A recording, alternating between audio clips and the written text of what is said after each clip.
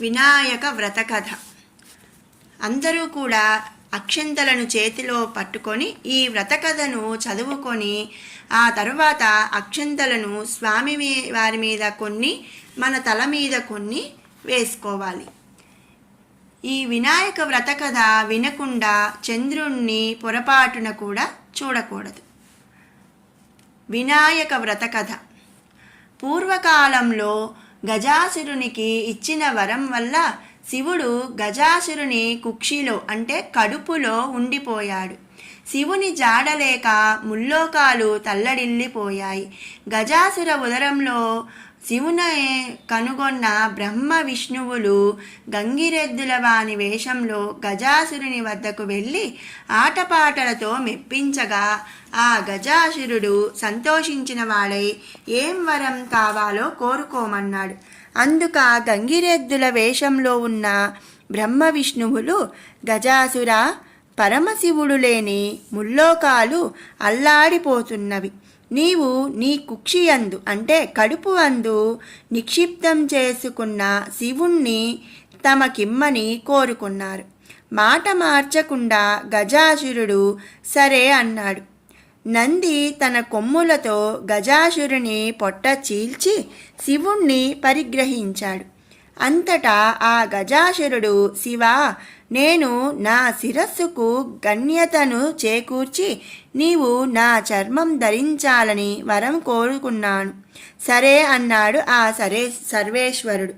బ్రహ్మ, విష్ణు, శివ, ఇంద్రాదులు దేవలోకానికి బయలుదేరారు.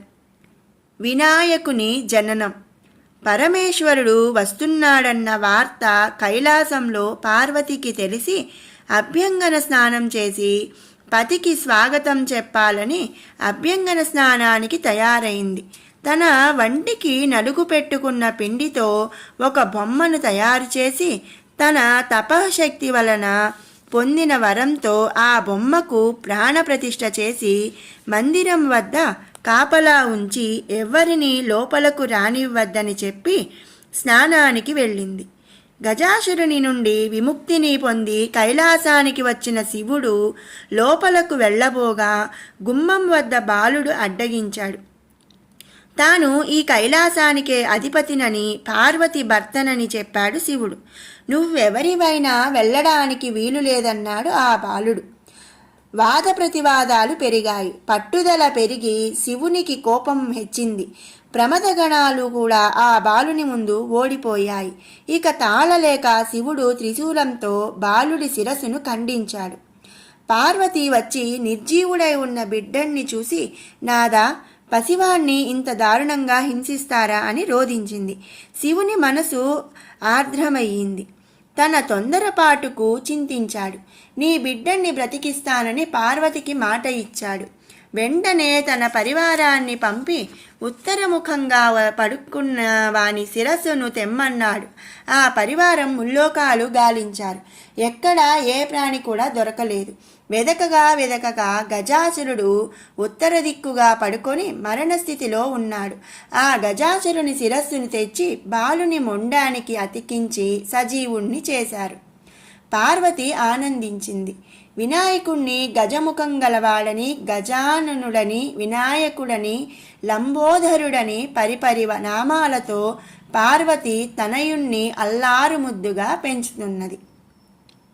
వినాయకునికి ఆధిపత్యము. కొంతకాలమునకు పార్వతీ పరమేశ్వరులకు కుమారస్వామి జన్మించాడు. అతడు మహాబలిశాలి.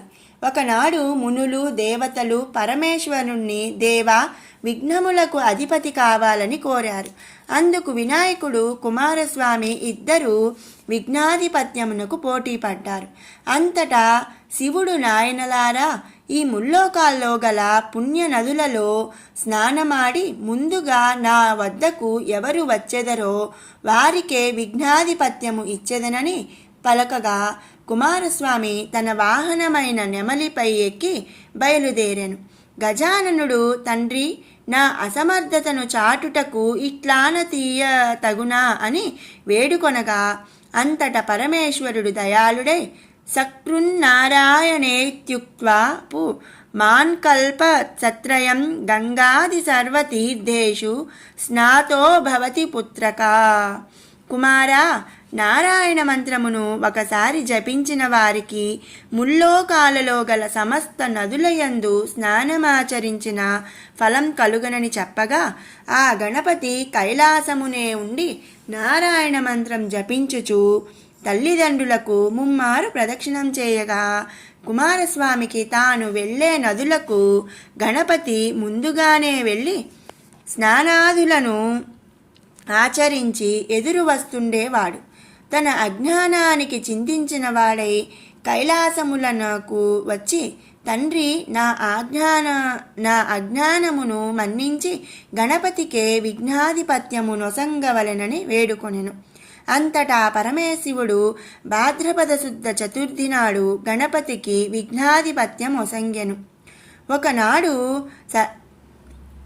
ఆనాడు సర్వదేశస్థులు విఘ్నేశ్వరుణ్ణి తమ శక్తి కొలది కుడుములు, ఉండ్రాళ్ళు, టెంకాయలు, పళ్ళు మొదలగు భక్ష్య భోజనములతో యథాశక్తి పూజించారు.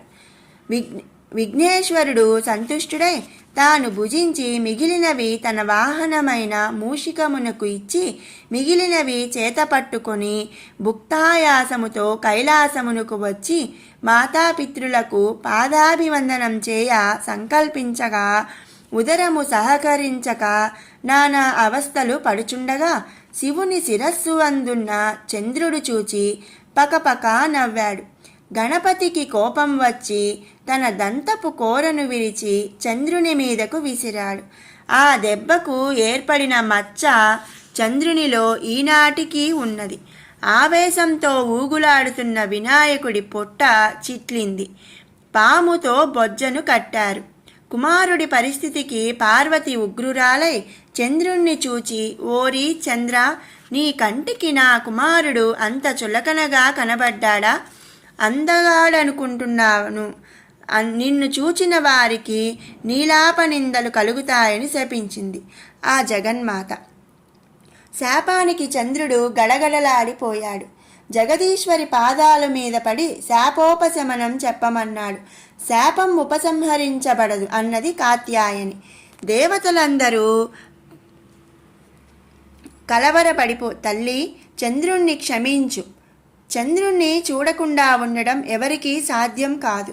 ఎవరికీ ముఖం చూపలేక, ఎవరూ తన ముఖం చూడలేక చంద్రుడు ఎక్కడైనా దాక్కుంటే దివిరాత్రులు ఎలా జరుగుతాయి? జనులెలా జీవిస్తారు? తల్లి, చంద్రుడి కోసం కాకపోయినా లోకాలను సంరక్షించేందుకు అయినా నీ శాపాన్ని ఉపసంహరించు అని దేవతలు ప్రార్థించారు. దేవతలారా, మీ అభ్యర్థనను అర్థం చేసుకున్నాను. శాపం తప్పదు. శాప ప్రభావం పడకుండా తరుణోపాయం చెబుతాను. గుర్తు కలిగి మసులుకోండి. భాద్రపద శుద్ధ చవితి నాడు వినాయకుణ్ణి పూజించి పూజాక్షతలు శిరస్సున చల్లుకున్న వారికి ఎట్టి నీలాపనిందలు రావని వరమిచ్చింది. ఈ విషయాన్ని విస్మరించిన, అలక్ష్యం చేసిన ఎట్టి వారికైనా నీలాపనిందలు తప్పవు. ఈ విషయాన్ని గమనించకపోవటం వల్లనే శ్రీకృష్ణుడు, ఋషివర్యులు అపనిందల పాలయ్యారు. ఒకానొకప్పుడు సప్తమహర్షులు యజ్ఞాన్ని తలపెట్టారు. యజ్ఞగుండం చుట్టూ సప్త ఋషులు తమ తమ భార్యలతో ప్రదక్షిణం చేస్తున్నారు. అలా ప్రదక్షిణం చేస్తున్న ఋషిపత్నులను చూచి అగ్నిదేవుడు వారి పట్ల మోహితుడయ్యాడు.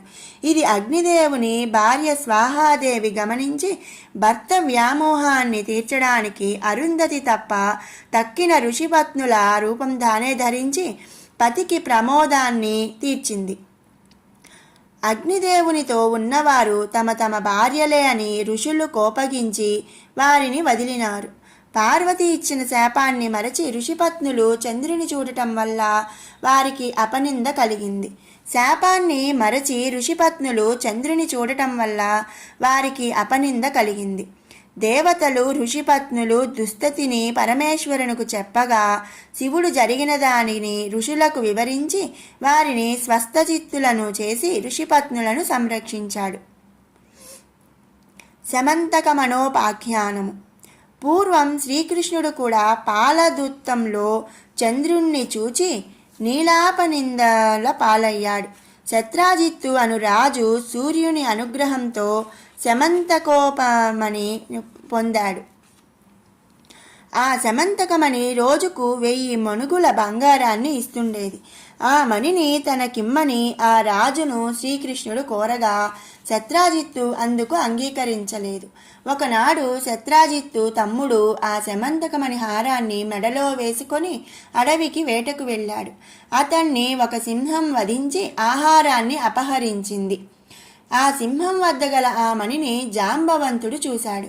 ఆ మణిని తన కుమార్తెకు కానుకగా ఇస్తే సంతోషిస్తుందని దాని కొరకు ఆ సింహంతో పోరాడి దానిని వధించి హారాన్ని తీసుకుపోయాడు.